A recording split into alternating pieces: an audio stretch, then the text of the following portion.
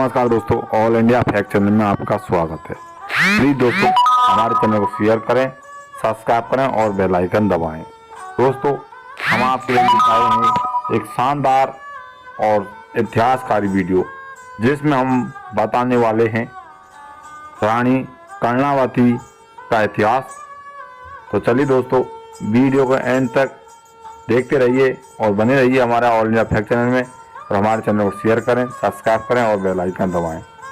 तो दोस्तों रानी कर्णावती को रानी कमलावती के नाम से भी जाना जाता था।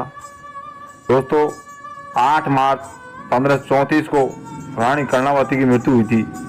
भारत के बूंदी की एक राजकुमारी थी और अस्थायी शासक थी।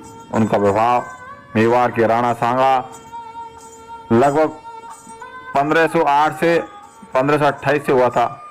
वह अगले 2 राणाओं विक्रमादित्य और राणा उदय सिंह की माँ थी। महाराणा प्रताप की दादी थी। उन्होंने 1527 से 1533 तक अपने बेटे के अल्प वयस होने के दौरान संरक्षक के रूप में कार्य किया। वो अपने पति की तरह उग्र थी। उन्होंने सैन्य की एक छोटी सी टुकड़ी के साथ चित्तौड़गढ़ की रक्षा की, जब तक कि वे अनिवार्य रूप से गुजरात सेना के हाथों नहीं गिर गई, जिसका नेतृत्व गुजरात के बहादुर शाह ने किया था। उसे भगाने से इनकार कर दिया और अपने सम्मान की रक्षा के लिए इसने जोहर कर लिया था। दोस्तों रानी कर्णावती 1526 ईस्वी में बाबर द्वारा दिल्ली की गद्दी पर कब्जा करने के बाद मेवाड़ के राणा सांगा सिंह और राणा सांगा ने दिल्ली की गद्दी पर कब्जा करने के लिए बाबर के विरुद्ध राजपूत राजाओं के एक संघ का नेतृत्व किया। प्रारंभ में वियाना के युद्ध में राणा मुगल सेना को पीछे धकेलने में सफल रहे, लेकिन खानवा की लड़ाई में बाबर की बेहतरीन रणनीति, तोपों और तोपखाने के कारण वह हार गई। रानी कर्णावती ने अपने बड़े बेटे विक्रमादित्य, जो एक कमजोर शासक था, इसी बीच गुजरात के बहादुर शाह ने मेवाड़ पर दूसरी बार हमला किया, जिससे हाथों विक्रमादित्य को पहले हार मिली। रानी के लिए बड़ी चिंता के विषय था। विरोधी सरदार विक्रमादित्य के लड़ने के लिए तैयार नहीं थे। ऐसा लड़ाई निश्चित रूप से सिसोदिया के इतिहास में एक और धब्बा होगी। रानी कर्णावती ने सरदारों को सिसोदिया के सम्मान की खातिर आगे आने के लिए लिखा, और वे सरदारों के विक्रमादित्य के लिए नहीं तो मेवाड़ के लिए लड़ने के लिए मानने में सक्षम थी। उसकी एकमात्र शर्त यह थी कि विक्रमादित्य और उदय सिंह को अपनी व्यक्तिगत सुरक्षा के लिए युद्ध के दौरान बूंदी जाना होगा।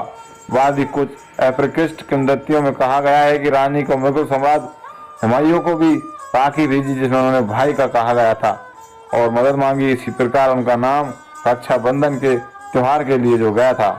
दोस्तों रानी कर्णावती अपने बेटों को बूंदी भेजने के लिए सहमत हो गई और उन्होंने अपनी भरोसेमंद नौकरानी पन्ना दाई को उनके साथ जाने और उनकी अच्छी देखभाल करने के लिए कहा था। पन्ना अनुच्छिक थी, लेकिन उसने रानी की इच्छाओं के आगे समर्पण कर दिया। सिसोदिया ने बहादुर से लड़ाई लड़ी, लेकिन उनकी संख्या कम थी और युद्ध हार गई। बहादुर शाह ने चित्तौड़गढ़ में प्रवेश किया और उसे दोबारा लूट लिया था।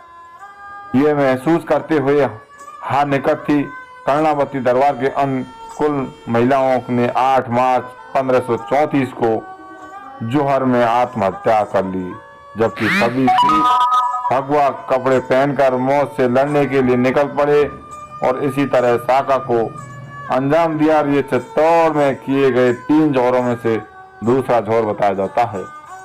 दोस्तों रानी कर्णावती जोहर कर लेती है।